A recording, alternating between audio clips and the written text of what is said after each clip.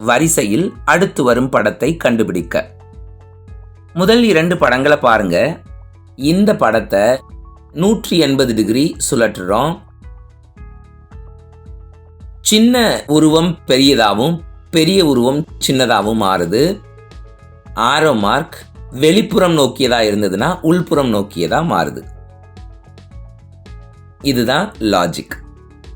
இதே லாஜிக்கை 3வது படத்துக்கு கொண்டுட்டு வாங்க. அந்த படத்தையும் 180 டிகிரி சுழற்றுங்க. அப்படி சுழற்றும் போது அரைவட்டம் பெருசாயிரும், செவ்வகம் சின்னதாயிரும். வெளிப்புறம் திறந்த அந்த அரை சதுரம் உட்புறம் திறந்ததா மாறிடும்.